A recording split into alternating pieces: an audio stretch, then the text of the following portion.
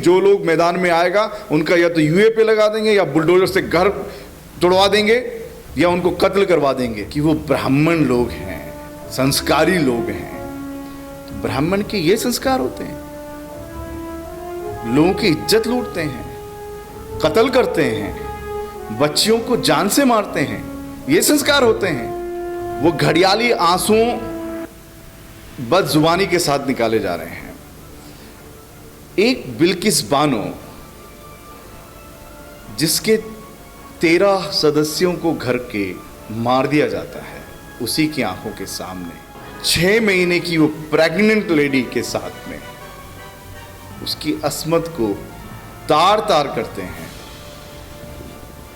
वो नरसंहार के वो जानवर लोग, शायद जानवर भी अच्छे हैं, वो मुस्लिम्स को टारगेट करके जो बनाना चाहते हैं। मैं पूरे भारतीयों से ये कहना चाहता हूँ, हमारे देश के तमाम शहरियों से ये कहना चाहता हूँ, ये मुद्दा मुस्लिम्स का नहीं है। आज भी हमारी दलित बहनों की कितनी इज्जतें लुटती हैं, आप आंकड़ा उठाकर देखिए।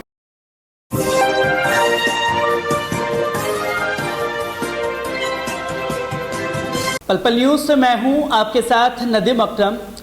15 अगस्त के दिन देश में अमृत महोत्सव मनाया गया और उस अमृत महोत्सव में देश के प्रधानमंत्री ने लाल किले से नारी सशक्तिकरण की बातें की।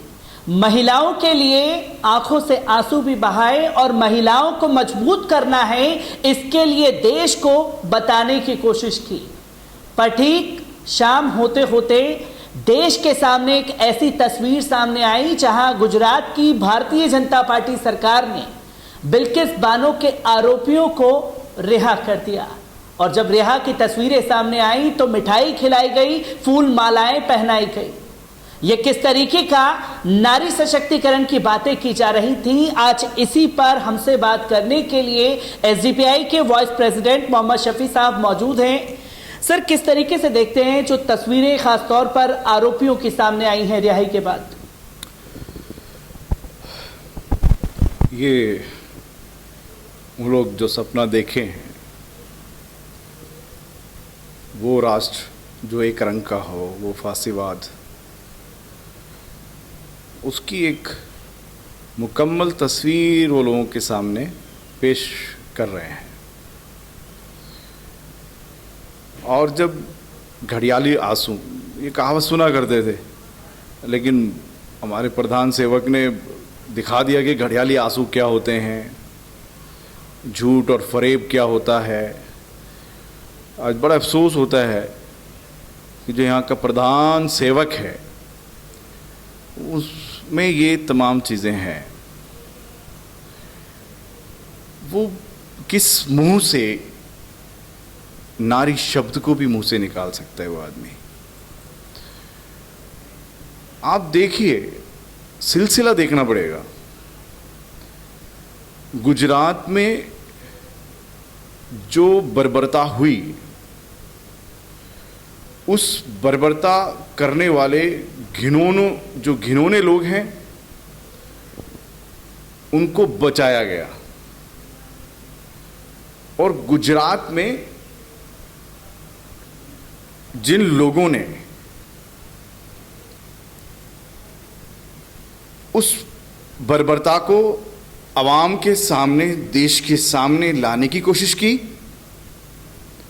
या उस बर्बरता के खिलाफ आवाज उठाई, वो लोग सब जेल में हैं। आरबी श्री कुमार, टिस्टा सीतलवाड़ आपके सामने हैं, डीजी वंजारा वो भी आपके सामने हैं, बाहर आ गए। और जितने लोग उसके अंदर थे या आवाज उठाने की कोशिश की, संजीव भट्ट जेल में हैं। तो अब वो जो उनकी परिकल्पना सच होने जा रही है, मिशन 2025 जो उन्होंने रखा इस देश को, जो कभी भी इंशाल्लाह नहीं होगा, वो पॉसिबल नहीं है, लेकिन वो सपना जो उसकी जो परिकल्पना की, उस सपने के बहुत नज़दीक पहुंच गए हैं। वो लोग 1925 से 2025 तक का सपने में सॉरी मतलब वही 100 साल जो उनकी ज़िंदगी निकाल कर वो जो जिस तरह की परवरिश पाकर यहाँ पर आए हैं, उसमें वो लोग दिखाने में लगे हैं कि हम बर्बर लोग हैं, ज़्यादतियाँ करते हैं, हमारे लिए जो स्त्री है उसकी कोई इज्जत, उसका कोई सम्मान हमारे दिल में या आंखों में नहीं है। वो घड़ियाली आंसुओं बदजुबानी के साथ निकाले जा रहे हैं। एक बिल्किस बानो जिसके 13 सदस्यों को घर के मार दिया जाता है, उसी की आंखों के सामने उसकी 3 साल की बच्ची, उसका सर फोड़ के मार दिया जाता है। उस पर भी बस नहीं है इन जालिमों को। वो जालिम लोग 6 महीने की वो प्रेग्नेंट लेडी के साथ में उसकी अस्मत को तार तार करते हैं। वो नरसंहार के वो जानवर लोग, शायद जानवर भी अच्छे हैं, नरभक्षी वो 11 लोग उसकी इज्जत से खेलते हैं। फिर एक उम्मीद हुई उसको इतने सालों रोते करते कि चलो अब जेल में गए हैं। उस टाइम पर एक कमेटी, जिसका एक विधायक ये बोलता है, सीके राहुल या ऐसा कुछ नाम है, कि वो ब्राह्मण लोग हैं, संस्कारी लोग हैं। तो ब्राह्मण के ये संस्कार होते हैं, लोगों की इज्जत लूटते हैं, कत्ल करते हैं, बच्चियों को जान से मारते हैं, ये संस्कार होते हैं। किसी धर्म को बदनाम किया जा रहा है। वो 11 लोगों को बचाने के लिए, क्यों? क्योंकि उनकी वाहवाही हो रही है गुजरात मॉडल। वो गुजरात मॉडल का जब आपने ये बात कही कि वो रिहा हुए, और वो नारियां क्या नारियां हैं जिन्होंने नारी की इज्जत लूटी, उनको माला पहनाई। वो लोग क्या इंसान हैं जिन्होंने 13 लोगों को कत्ल कर दिया, एक बच्ची को कत्ल कर दिया, और एक औरत की इज्जत लूटी, उसको मिठाई खिला रहे हैं। ऐसे 11 लोगों को ये क्रेडिट, ये तोहफा मिल रहा है। वो उनके लिए एक मॉडल था जो पूरे देश में लागू करना चाहते हैं। और आप देख रहे हैं 2014 से एक लैबोरेटरी उत्तर प्रदेश बना दी है। और उत्तर प्रदेश में, यहाँ पर जब आप दिल्ली में हैं तो करीब में ही पश्चिमी उत्तर प्रदेश के मोदी नगर में, उसके ही कुछ दिन बाद एक नरभक्षी जो अंधभक्त है, वो 2 मासूम मुस्लिम बच्चियों को, एक 5 साल की बच्ची है, एक 9 साल की बच्ची है, उन्हें उठा के ले जाता है और उस 5 साल की बच्ची के साथ क्या करता है? रेप करके उसको मार देता है। ये है इनका मॉडल। वो ये दिखाना चाहते हैं कि आप कुछ भी करो, आप इज्जत लूट लो, आप किसी को कत्ल करने के बारे में कह दो। आप देख रहे हैं धर्म संसद में क्या बोल रहे हैं। तो ये जो बिल्किस बानो का जो केस है, ये देश के लिए बहुत दुखद है। ये देश को समझना चाहिए कि ये मोदी, योगी, शाह और ये भागवत देश को कहाँ लेके जा रहे हैं। समझ जाइए, इसमें नुकसान मुसलमानों को, हिंदुओं को मत बोलिए। ये नुकसान मुसलमानों का नुकसान नहीं है, देश का नुकसान, बहुत बड़ा नुकसान होने वाला है। क्योंकि सर इसी के साथ साथ जो तस्वीरें सामने आई, उन तस्वीरों को तो जिक्र लगातार चल रहा है, पर यहाँ लोगों के जहन में ताज़ा सवाल ये है कि बिल्किस बानो अभी तक अपना पता छुपा करके जगह जगह रहने के लिए मजबूर है, पर अब जब आरोपी बाहर आ गए हैं तो वो खुले आसमान के नीचे आज़ाद घूमेंगे, पूरी तरीके से आज़ादी से सीना तान के लोगों के सामने घूमेंगे। किस तरीके से देखते हैं और आगे की तस्वीर उन महिलाओं के लिए कैसी जाएगी जो अदालत पर भरोसा रखती हैं? आज बिल्किस बानो को जो आपने बताया कि अपना एड्रेस बदल के रहना पड़ रहा है, और वो 11 लोग इस भारतवर्ष के अंदर आज़ाद घूम रहे हैं, तो जो उनकी आज़ादी है वो भारतवर्ष की गुलामी है। आज भारत को बाहर आना होगा, सड़कों पर खटखटाना होगा।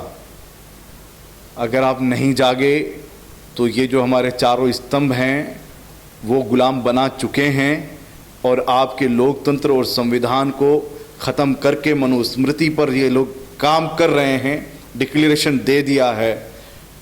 वो जो इंडिया का फर्स्ट टेरर अटैक करने वाला जो टेररिस्ट है, उसको रखकर 15 अगस्त की रैली निकाली गई है उत्तर प्रदेश के अंदर। वो लोग आज आज़ाद हैं। वो लोग जो रेपिस्ट हैं वो लोग आज़ाद हैं। वो लोग जिन्होंने जुडिशरी का गलत फ़ायदा उठाया वो लोग आज संसद में हैं। जो लोग जुडिशरी को बचाने वाले लोग थे, जस्टिस लोया जैसे लोग, आज वो देश में कत्ल कर दिए गए हैं। अगर यही सिलसिला ये देश चाहता है तो ये मान के चले यहाँ का नागरिक वो नुकसान खुद का कर रहा है।